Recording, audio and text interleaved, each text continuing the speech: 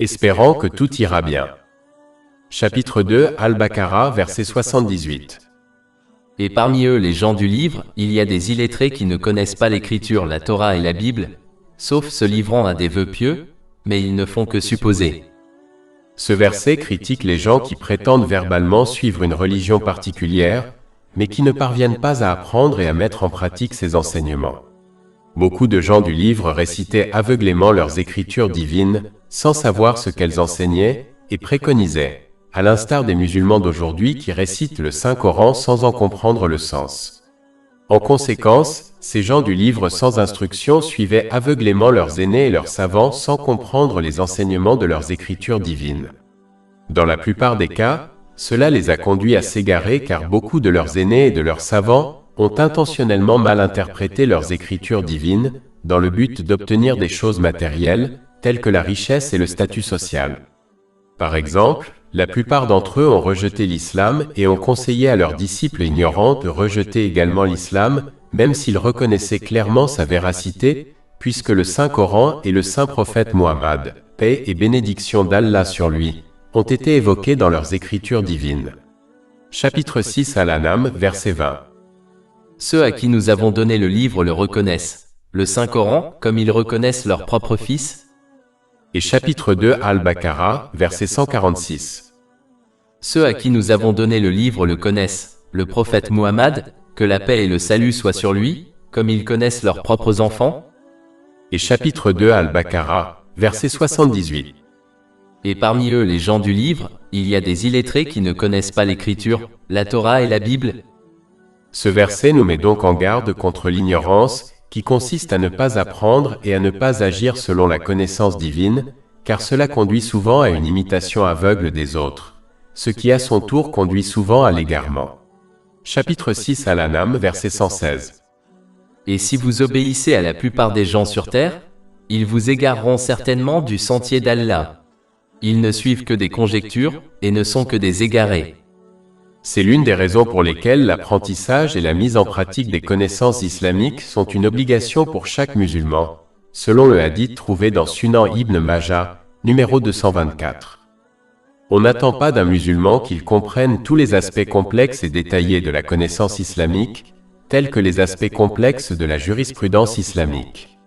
On attend cependant de lui qu'il apprenne les éléments fondamentaux de la foi décrits dans le Saint-Coran et les hadiths du Saint-Prophète Muhammad, sur lui, la paix et le salut, et qu'il étudie, apprenne et agisse régulièrement sur la base de ces deux sources de guidance tout au long de sa vie.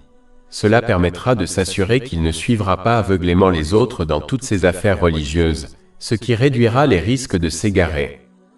Chapitre 2 Al-Baqarah, verset 78. Et parmi eux les gens du livre, il y a des illettrés qui ne connaissent pas l'écriture, la Torah et la Bible, sauf se livrant à des vœux pieux, mais ils ne font que supposer.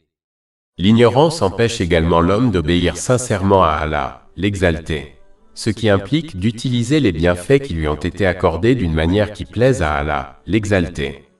Comment peut-on utiliser correctement les bienfaits qui lui ont été accordés si on ne sait pas comment le faire? Ces personnes ignorantes vont alors faire un mauvais usage des bienfaits qui leur ont été accordés, tout en supposant qu'elles sont sur la bonne voie, car elles prétendent avoir foi en Allah, l'exalter par leurs paroles. Cette attitude ne fera que les encourager à adopter des pratiques et des croyances culturelles, en supposant qu'il s'agit de pratiques et de croyances religieuses. Cela ne fera que les conduire à s'égarer davantage, car beaucoup de ces pratiques sont enracinées dans le polythéisme et la désobéissance à Allah, l'exalté. Cela est tout à fait évident lorsqu'on observe les musulmans ignorants. Les ignorants parmi les gens du livre pensaient que le fait de ne pas apprendre et d'agir selon la connaissance divine, et d'apprendre à la place quelques pratiques de leur religion suffisait pour le salut. Ils ont transformé leur foi en quelques pratiques vides de sens, et n'ont pas compris que leur foi était censée affecter chaque intention, chaque parole et chaque action qu'ils accomplissent. Cette compréhension ne se produit que lorsque l'on acquiert et agit selon la connaissance religieuse. Malheureusement, de nombreux musulmans ont suivi leurs traces en s'appuyant sur quelques actes physiques d'adoration, pensant que c'est la voie du succès. Lorsque l'on transforme sa foi en quelques pratiques et rituels accomplis dans une langue qu'on ne comprend pas, la foi ne devient plus un mode de vie. Lorsque la génération suivante suivra leurs traces, ce ne sera qu'une question de temps avant qu'elle abandonne ces quelques pratiques, en pensant qu'elles ne font qu'une partie de leur culture au lieu de comprendre que leur foi est censée être un mode de vie. Par exemple, les anciens qui ont émigré vers les pays occidentaux ont conservé leur culture vestimentaire, mais la génération suivante, qui est née et a grandi en Occident, a abandonné cette façon de s'habiller, pensant qu'il s'agissait seulement d'une pratique culturelle et non d'un mode de vie. Le problème avec la culture et la mode est qu'elle change constamment de génération en génération, et si la foi est considérée comme une série de pratiques culturelles, elle aussi sera abandonnée avec le temps. C'est ce qui s'est passé avec les gens du livre, les Juifs et les chrétiens. Autrefois, leurs églises et leurs synagogues étaient pleines de fidèles dévoués et de chercheurs de connaissances, mais lorsque les gens ont abandonné la connaissance et se sont limités à quelques pratiques, la génération suivante a fait un pas de plus et a même abandonné ces quelques pratiques, ce qui a eu pour résultat que leurs synagogues et leurs églises se sont vides. En outre, ceux qui ont adopté cette mentalité parmi les générations plus âgées ont conservé les quelques pratiques qu'ils avaient apprises, mais en raison des changements dans la mentalité générale de la société, la génération suivante ne souhaite plus mettre en œuvre aveuglément les pratiques culturelles et se demande même souvent pourquoi elle devrait adopter la foi et agir selon ces pratiques. Si la génération plus âgée ne sait pas pourquoi elle est musulmane, comment peut-elle l'expliquer à la génération suivante? L'ignorance ne fera qu'encourager la génération suivante à abandonner sa foi et les quelques pratiques que ses aînés lui ont enseignées et à mener plutôt une vie au service de ses propres désirs. Si les musulmans ne parviennent pas à changer leur attitude en étudiant et en mettant en pratique la connaissance islamique et en encourageant la prochaine génération à faire de même, alors eux aussi partageront le sort des gens du livre mentionné dans ce verset. Chapitre 2 Al-Baqarah, verset 78. Et parmi eux les gens du livre, il y a des illettrés qui ne connaissent pas l'écriture, la Torah et la Bible, sauf se livrant à des vœux pieux, mais ils ne font que supposer. Cela nous met également en garde contre une conséquence dangereuse de l'échec à apprendre et à mettre en pratique les enseignements divins. Celui qui adopte cette attitude croira inévitablement des choses concernant sa foi qui ne sont tout simplement pas vraies. Par exemple, il peut apprendre certains attributs divins d'Allah, l'exalté, comme le fait qu'il est pardonneur et miséricordieux, et par conséquent, il se laissera aller à des vœux pieux tout en croyant avoir de l'espoir en sa miséricorde et son pardon. Cela signifie qu'il persistera dans la désobéissance à Allah, l'exalté, tout en croyant qu'il lui pardonnera, car il est pardonneur. Même si Allah, l'exalté, pardonne à qui il veut, néanmoins, il a clairement indiqué qu'il ne traitera pas le malfaiteur et le bienfaiteur de manière égale dans ce monde ou dans l'autre, car cela contredirait sa justice. Chapitre 45 Al-Jathiya, verset 21. Ou ceux qui commettent le mal, pensent-ils que nous les rendrons semblables à ceux qui croient et accomplissent de bonnes œuvres, et que nous les rendrons égaux dans la vie et dans la mort? Quelle injustice que ce qu'ils jugent! Ce rêveur croit qu'il témoigne du respect à Allah, l'exalté, alors qu'en réalité, il indique qu'il ne juge pas avec justice, car il croit qu'il traitera le bienfaiteur de la même manière que le malfaiteur. L'espoir en Allah, l'exalté, est toujours lié à son obéissance.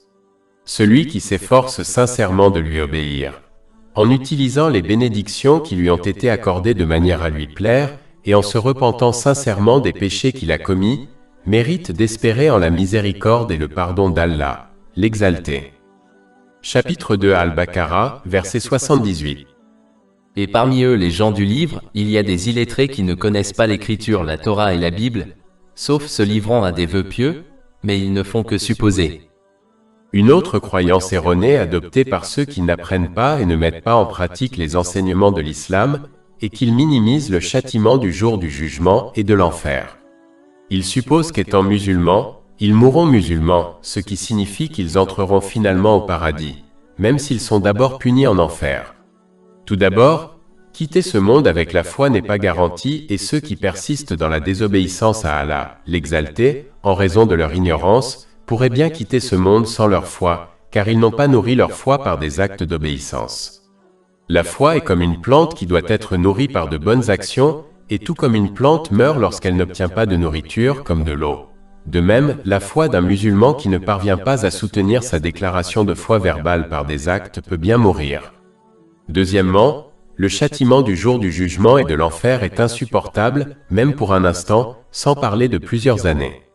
Le saint prophète Mohammed, que la paix et les bénédictions soient sur lui, a prévenu que le jour du jugement, celui qui a le plus apprécié sa vie présente, sera plongé en enfer pendant un moment puis en ressortira. On lui demandera s'il a connu quelque chose de bien dans toute son existence, et il répondra par la négative, car l'enfer est si terrible qu'il détruit les souvenirs et les sentiments de tout plaisir qu'une personne a pu ressentir. Cela a été prévenu dans un hadith trouvé dans Sunan Ibn Majah, verset 4321. Cela suffit à montrer clairement qu'un seul moment de l'enfer est insupportable, il ne faut donc jamais le dénigrer comme s'il s'agissait d'une prison terrestre. De plus, cette attitude erronée est la même que celle adoptée par les gens du livre, qui ont également dénigré l'enfer et en conséquence, Allah, l'exalté, les a critiqués dans le Saint-Coran. Chapitre 2 Al-Baqarah, verset 80. Et ils disent, le feu ne nous touchera jamais, sauf pendant quelques jours. Dis, avez-vous pris un engagement envers Allah? Car Allah ne viole jamais son engagement. Ou bien dites-vous sur Allah ce que vous ne savez pas? Chapitre 2 Al-Baqarah, verset 78. Et parmi eux les gens du livre, il y a des illettrés qui ne connaissent pas l'écriture, la Torah et la Bible, sauf se livrant à des vœux pieux, mais ils ne font que supposer. Une autre hypothèse erronée classique adoptée par les musulmans ignorants est qu'ils supposent qu'ils seront sauvés de l'enfer au jour du jugement par l'intercession d'une personne sainte, d'un guide spirituel et d'un enseignant, tel que le saint prophète Mohammed, sur lui la paix et le salut. Même s'il persiste dans la désobéissance à Allah l'exalté. Même si l'intercession du saint prophète Mohammed, sur lui la paix et le salut, est un fait, de nombreux musulmans entreront quand même en enfer et comme mentionné plus haut, un moment en enfer est insupportable. De plus, ces ignorants ne comprennent pas que de la même manière que le saint prophète Mohammed, sur lui la paix et le salut, intercédera pour les musulmans, il témoignera également contre ceux qui ont abandonné l'étude et la mise en pratique du Saint-Coran. Chapitre 25 Al-Furqan, verset 30.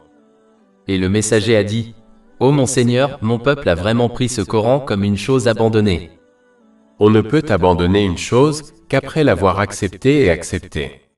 Par conséquent, cela s'applique évidemment aux musulmans car ce sont eux qui ont reçu le Saint-Coran du saint prophète Mohammed, sur lui la paix et le salut.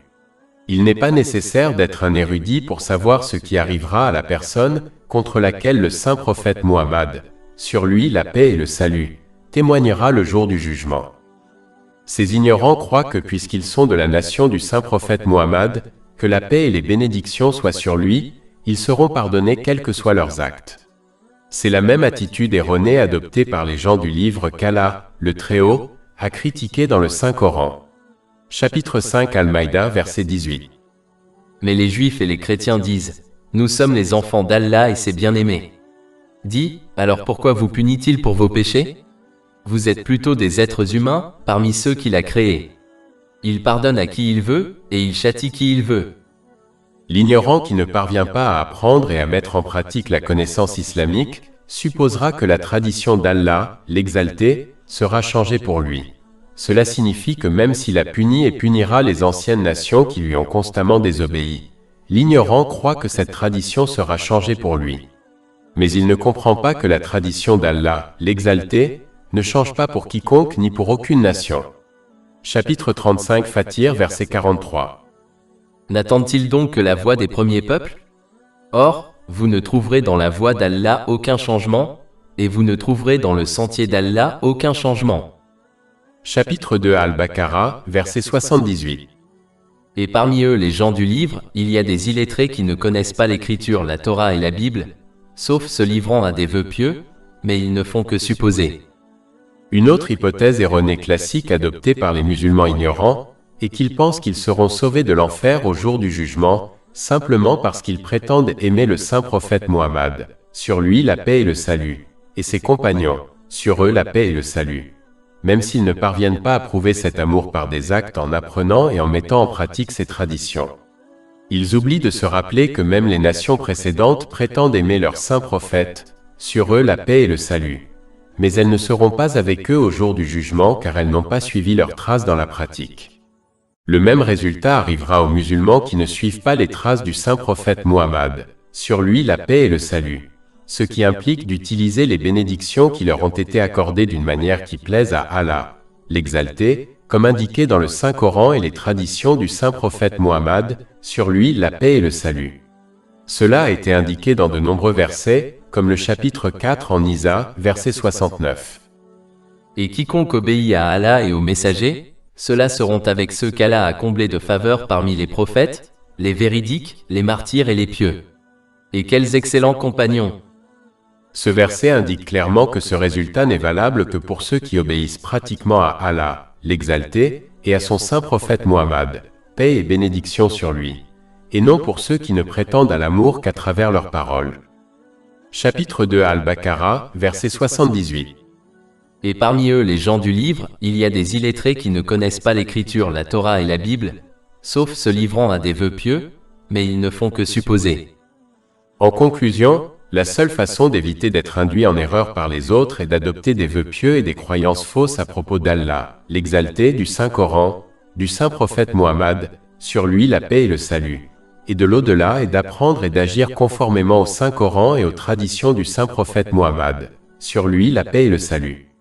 Cela permettra de s'assurer d'utiliser les bénédictions qui lui ont été accordées d'une manière qui plaise à Allah, l'Exalté, comme le précise le Saint-Coran et les traditions du saint prophète Muhammad, sur lui la paix et le salut. Cela conduit à la paix de l'esprit et au succès dans les deux mondes. Chapitre 16 en Al, verset 97. Quiconque, homme ou femme, fait une bonne œuvre tout en étant croyant, nous lui ferons vivre une bonne vie, et nous lui donnerons certes sa récompense, dans l'au-delà, selon les meilleures de ses œuvres. Mais celui qui ne se comporte pas de cette manière, et adopte plutôt l'ignorance comme voie, fera un mauvais usage des bénédictions qui lui ont été accordées. Cela entraînera du stress et des difficultés dans ce monde et ensuite, il rencontrera des difficultés et des ennuis dans l'au-delà qu'il n'a jamais réalisés ou attendus à cause de son ignorance. Chapitre 21, versets 124 à 126. Et quiconque se détourne de mon rappel, certes, aura une vie pénible. Et au jour de la résurrection, nous le rassemblerons aveugle. Il dira, Seigneur, pourquoi m'as-tu ressuscité aveugle alors que je voyais? Allah dira, ainsi vous sont venus nos signes et vous les avez oubliés. C'est ainsi que vous serez aujourd'hui oubliés. Et chapitre 39 à Zumar, verset 47.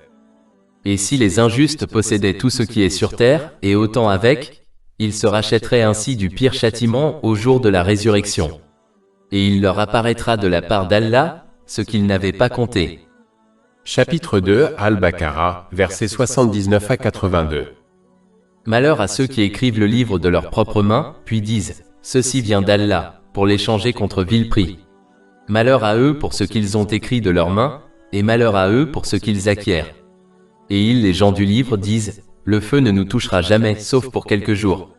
Dis, avez-vous pris un engagement avec Allah? Allah ne viole jamais son engagement. Ou dites-vous sur Allah, ce que vous ne savez pas? Oui, quiconque acquiert un mal et est cerné par son péché, ceux-là sont les gens du feu. Ils y demeureront éternellement. Mais ceux qui croient et font de bonnes œuvres, ceux-là sont les gens du paradis. Ils y demeureront éternellement. Allah, l'Exalté, critique les gens du livre qui ont intentionnellement altéré et mal interprété leurs écritures divines afin d'obtenir des choses de ce monde, comme la richesse et le leadership. Par exemple, ils acceptaient des pots de vin de la part des riches afin de modifier la loi divine pour obtenir des concessions leur permettant de commettre des péchés en satisfaisant leurs désirs mondains.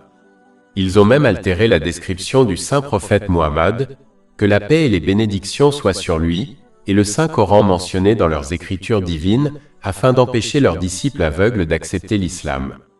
Chapitre 6 Al-An'am, verset 20. Ceux à qui nous avons donné le livre le reconnaissent, le Saint-Coran, comme ils reconnaissent leur propre fils. Et chapitre 2 Al-Baqarah, verset 146. Ceux à qui nous avons donné le livre le connaissent, le prophète Muhammad, que la paix et le salut soient sur lui, comme ils connaissent leurs propres enfants. Et chapitre 2 Al-Baqarah, verset 79. Malheur donc à ceux qui écrivent le livre de leurs propres mains, puis disent, ceci vient d'Allah, afin de l'échanger contre une modique somme. Mais Allah, l'Exalté, les avertit que peu importe ce qu'ils obtiendront dans ce monde, ils seront insignifiants comparés à ce qu'ils auraient obtenu s'ils avaient obéi sincèrement à Allah, l'Exalté, en adhérant strictement à ses écritures divines. La paix de l'esprit et le succès dans les deux mondes accordés à ceux qui se comportent correctement sont comme un océan comparé à la goutte que l'on peut obtenir en faisant des compromis sur sa foi. Chapitre 16 en Al, verset 97. Quiconque, homme ou femme, fait une bonne œuvre tout en étant croyant, nous lui ferons vivre une bonne vie, et nous lui donnerons certes sa récompense dans l'au-delà selon les meilleures de ses œuvres. De plus, les biens matériels que l'on obtient en faisant des compromis sur sa foi de cette façon deviendront pour lui une source de stress, de misère et de dépression, car Allah, l'Exalté, seul contrôle l'effet des bénédictions matérielles sur celui qui les porte et lui seul contrôle le cœur spirituel des gens, la demeure de la paix de l'esprit. C'est la raison pour laquelle on observe souvent que ceux qui se noient dans le luxe matériel sont ceux qui souffrent le plus de problèmes mentaux tels que l'anxiété, la dépression et les tendances suicidaires que quiconque. Cela indique clairement que sans la paix de l'esprit, toutes les bénédictions et tous les luxes matériels sont insignifiants, tout comme le dit le verset 79. Chapitre 21, versets 124 à 126. Et quiconque se détourne de mon rappel, certes, aura une vie pénible. Et au jour de la résurrection, nous le rassemblerons aveugle. Il dira, Seigneur, pourquoi m'as-tu ressuscité aveugle alors que je voyais? Allah dira, ainsi vous sont venus nos signes et vous les avez oubliés. C'est ainsi que vous serez aujourd'hui oubliés. Cette punition terrestre est future pour ceux qui compromettent les enseignements divins en les interprétant intentionnellement de manière erronée, s'accordant ainsi à eux-mêmes et aux autres la possibilité de faire un mauvais usage des bénédictions qui leur ont été accordées, a été indiqué à la fin du verset 79. Chapitre 2 Al-Baqarah, verset 79. Malheur à eux à cause de ce qu'ont écrit leurs mains, et malheur à eux à cause de ce qu'ils ont acquis. La malédiction prive l'individu de la miséricorde d'Allah, l'Exalté, ce qui l'empêche d'obtenir la paix de l'esprit et le succès dans ce monde ou dans l'autre, quelles que soient les choses matérielles qu'il obtiendra. De plus, le saint prophète Muhammad, que la paix et les bénédictions soient sur lui, a averti dans un hadith retrouvé dans le Sunan Ibn Majah, numéro 253, que l'acquisition de la connaissance islamique pour les choses matérielles, comme le fait de se mettre en valeur devant les autres, mènera à l'enfer. Chapitre 2 Al-Baqarah, verset 79. Malheur à ceux qui écrivent le livre de leurs propres mains, puis disent « Ceci vient d'Allah », pour l'échanger contre une modique somme. Malheur à eux pour ce qu'ils ont écrit de leurs mains, et malheur à eux pour ce qu'ils acquièrent. Français, une branche de cette attitude se manifeste lorsque des soi-disant savants musulmans prônent des actions qui ne sont pas enracinées dans le Saint-Coran et les traditions du saint prophète Muhammad. Sur lui la paix et le salut, afin d'amasser des adeptes, tout en prétendant que ce qu'ils prônent vient d'Allah, l'Exalté. En conséquence, leurs disciples ignorants s'accrochent à ces pratiques en croyant qu'elles viennent d'Allah, l'Exalté, et prennent ces savants comme leurs chefs spirituels dont l'obéissance en toutes circonstances est obligatoire. Les musulmans doivent éviter ce genre de personnes et plutôt apprendre et agir selon le Saint-Coran et les traditions du saint prophète Muhammad. Sur lui la paix et le salut. Et éviter toute autre action, même si elle semble être une bonne action, car plus on agit sur d'autres choses, moins on agit sur les deux sources de guidance, ce qui conduit à son tour à l'égarement. C'est l'une des raisons pour lesquelles le saint prophète Muhammad, paix et bénédiction d'Allah sur lui, a averti dans un hadith trouvé dans Sunan Abu Daoud, numéro 4606, que toute question qui n'est pas enracinée dans les deux sources de guidance sera rejetée par Allah, l'Exalté. L'attitude décrite au verset 79 est également adoptée par les escrocs qui prétendent résoudre les problèmes matériels des gens par des exercices spirituels religieux contre rémunération. Ils proposent des exercices spirituels en prétendant qu'ils viennent d'Allah, l'Exalté, même si ce n'est pas lui ni son saint prophète Muhammad, paix et bénédiction sur lui, qui les a prescrits. Ces personnes doivent être évitées à tout prix car elles ne font qu'encourager les musulmans à perdre confiance en Allah, l'Exalté, et elles éloignent les musulmans des enseignements du Saint-Coran et des traditions du saint prophète Muhammad, paix et bénédiction sur lui, ce qui conduit à l'égarement. Chapitre 2 Al-Baqarah, verset 79. Malheur à ceux qui écrivent le livre de leurs propres mains, puis disent « Ceci vient d'Allah », pour l'échanger contre une modique somme. Malheur à eux pour ce qu'ils ont écrit de leurs mains, et malheur à eux pour ce qu'ils acquièrent. L'une des raisons pour lesquelles Allah, le Très-Haut, critique fortement cette attitude est due au fait qu'elle conduit à l'égarement des autres. Adopter une attitude d'égarement est déjà une mauvaise chose, mais elle devient encore pire aux yeux d'Allah, le Très-Haut, lorsque nos actions conduisent à l'égarement des autres.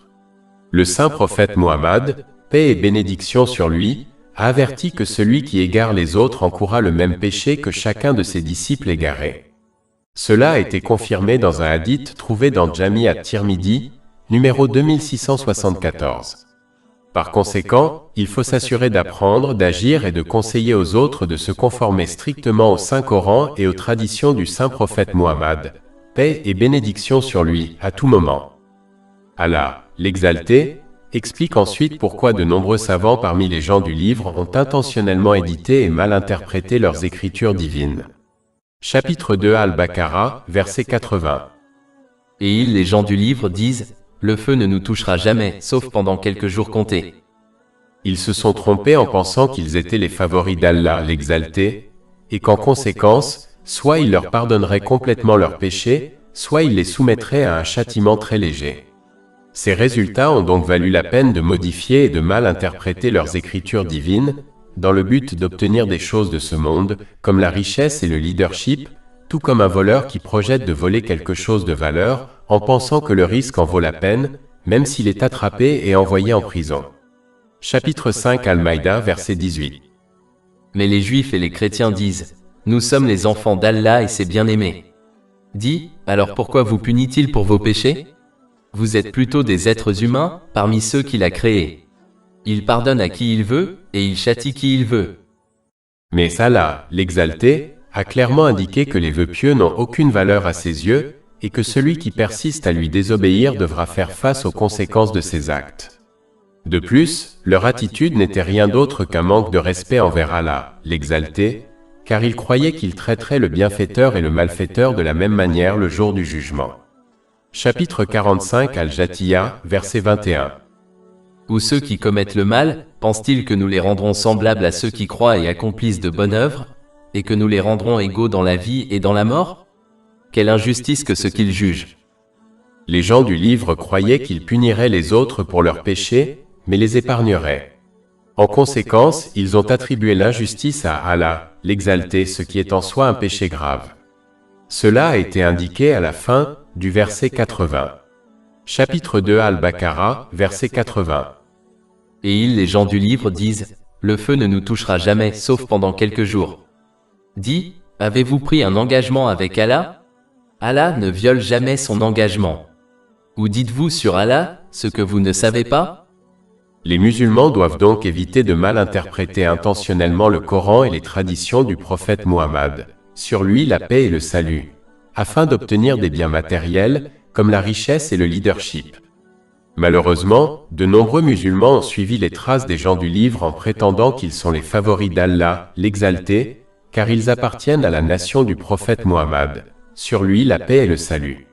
En conséquence, ils adoptent un vœu pieux, tout comme les gens du livre, en croyant qu'ils seront pardonnés ou soumis à une légère punition pour avoir ignoré le Coran et les traditions du prophète Muhammad, sur lui, la paix et le salut, ce qui les conduit à mal utiliser les bénédictions qui leur ont été accordées. Ils ne comprennent pas que même si l'intercession du prophète Muhammad, sur lui la paix et le salut, est un fait, de nombreux musulmans iront quand même en enfer. Français, ceci a été confirmé dans les hadiths qui parlent de son intercession le jour du jugement, comme celui trouvé dans Sunan Ibn Majah, numéro 4308. Le saint prophète Muhammad, que la paix et les bénédictions soient sur lui, a prévenu que le jour du jugement, celui qui a le plus apprécié sa vie présente, sera plongé en enfer pendant un moment et en ressortira. On lui demandera s'il a vécu quelque chose de bien dans toute son existence, ce à quoi il répondra par la négative, car l'enfer est si terrible qu'il détruit les souvenirs et les sentiments de tout plaisir qu'une personne a jamais ressenti. Cela a été prévenu dans un hadith trouvé dans Sunan Ibn Majah, verset 4321. Cela montre clairement que même un moment en enfer est insupportable. Donc, on ne doit pas supposer que la punition qui lui sera infligée en enfer sera légère. Allah, l'exalté, rend ensuite sa tradition ancienne claire pour toutes les nations, ce qui élimine clairement l'attitude de beaucoup qui se laissent aller à penser que leurs vœux pieux sont une bonne chose. Cette tradition ne sera pas modifiée pour aucune personne ou nation, car cela remettrait en cause la justice d'Allah, l'exalté. Chapitre 2 Al-Baqarah, versets 81-82. Certes, quiconque accomplit un acte mauvais et est cerné par son péché, ceux-là sont les compagnons du feu. Ils y demeureront éternellement. Mais ceux qui croient et font de bonnes œuvres, ceux-là sont les compagnons du paradis. Ils y demeureront éternellement. Le repentir sincère consiste à se sentir coupable, à demander pardon à Allah le Très-Haut, ou à toute autre personne lésée, tant que cela n'aggrave pas la situation, à promettre de ne plus commettre le même péché ou un péché similaire, et à réparer les torts causés à Allah le Très-Haut, et aux gens. Celui qui se repent sincèrement ne sera pas encerclé par ses péchés, mais seulement celui qui persiste avec audace dans sa désobéissance à Allah, le Très-Haut. Allah, l'exalté, nous dit clairement que le succès dans ce monde ou dans l'autre n'est pas possible sans actualiser sa foi en accomplissant de bonnes actions, ce qui implique d'utiliser les bénédictions qui nous ont été accordées de manière agréable à Allah, l'exalté, comme cela est décrit dans le Saint-Coran et les hadiths du Saint-Prophète Muhammad, que la paix et les bénédictions soient sur lui. Prétendre verbalement à la foi sans la soutenir par des actes ne mènera pas à la paix de l'esprit et au succès dans ce monde ou dans l'autre. En fait, celui qui ne parvient pas à actualiser sa foi court le risque de quitter ce monde sans sa foi, ce qui est la plus grande perte. Cela peut se produire car la foi d'une personne est comme une plante qui doit être nourrie par de bonnes actions. De la même manière qu'une plante mourra lorsqu'elle ne parvient pas à obtenir de la nourriture, comme de l'eau. Ainsi, la foi d'une personne qui ne parvient pas à la nourrir par de bonnes actions peut bien mourir. Chapitre 2 Al-Baqarah, verset 82. Mais ceux qui croient et accomplissent les bonnes œuvres, ceux-là seront les compagnons du paradis. Ils y demeureront éternellement. En conclusion, il faut éviter de mal interpréter les enseignements divins pour les adapter à ses désirs. Il ne faut pas choisir les commandements et les interdictions divines à suivre et ceux à ignorer en fonction de ses désirs, car cela constitue une forme de mauvaise interprétation des enseignements divins. Il faut éviter de se laisser aller à des vœux pieux, en supposant qu'il est possible d'ignorer l'obéissance à Allah, l'exalté, tout en obtenant la paix de l'esprit et le succès dans les deux mondes. Cette attitude ne mène qu'à des problèmes dans les deux mondes. Chapitre 21, versets 124 à 126. Et quiconque se détourne de mon rappel, certes, aura une vie pénible. Et au jour de la résurrection, nous le rassemblerons aveugle. Il dira, Seigneur, pourquoi m'as-tu ressuscité aveugle alors que je voyais? Allah dira, ainsi vous sont venus nos signes et vous les avez oubliés. C'est ainsi que vous serez aujourd'hui oubliés. Au contraire, ils doivent obéir sincèrement à Allah, l'exalté, en utilisant les bénédictions qui leur ont été accordées de manière à lui plaire, comme le précise le Saint-Coran et les hadiths du Saint-Prophète Muhammad. Paix et bénédiction d'Allah sur lui. Cette attitude conduit à la paix de l'esprit et au succès dans les deux mondes. Chapitre 16 en Al, verset 97. Quiconque, homme ou femme, fait une bonne œuvre tout en étant croyant, nous lui ferons vivre une bonne vie, et nous lui donnerons certes sa récompense dans l'au-delà selon les meilleures de ses œuvres. Plus de 400 livres électroniques, livres audio, infographies, podcasts et blogs gratuits disponibles sur notre site web. www.chekpod.com